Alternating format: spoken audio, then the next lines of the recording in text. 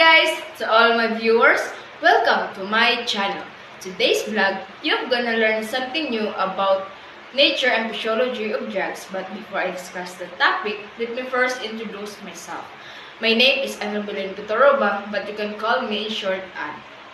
Before I discuss nature and physiology of drugs, let me first discuss what is drugs. Drugs is substances or chemicals used in medicines or making medicines which affects the body and mind and have potential for abuse.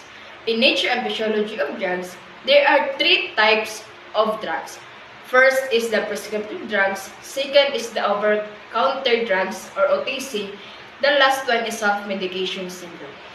The prescriptive drugs, these are drugs requiring written authorization from a doctor to allow a purchase. They are prescribed according to the individual's age, weight, height, and should not be taken by anyone else.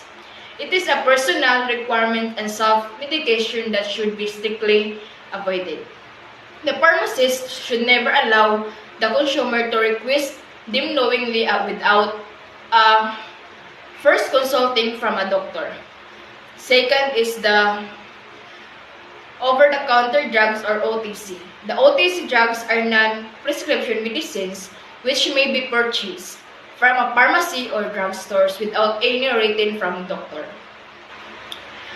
They are used to treat minor and short term of illness, and any persistent condition should be immediately referred to a physician. It should be strongly emphasized that directions be closely followed and all precautions necessarily taken to avoid complications. The last one is self-medication syndrome. The self-medication syndrome is found in users and would-be users of drugs whose sources of information are people or literature other than doctors, pharmacists, and health workers. These could be members of the family, relatives, and or neighbors, all specific disease or disorders.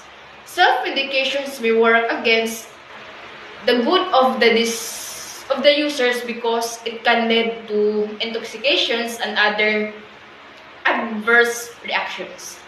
There are possible outcomes of self-medication. First is adverse reactions towards drugs, such as allergies, which may be mild or severe. Second is possible non-response of the patient to the drugs effectively due to incorrect drug usage.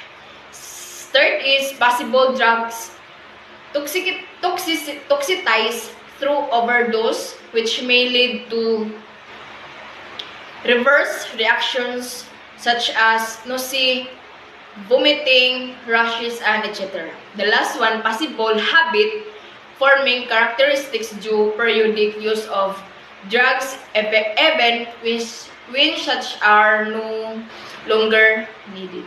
So this is for today, guys. I hope may natutunan kayo sa vlog na ito, and don't forget to subscribe.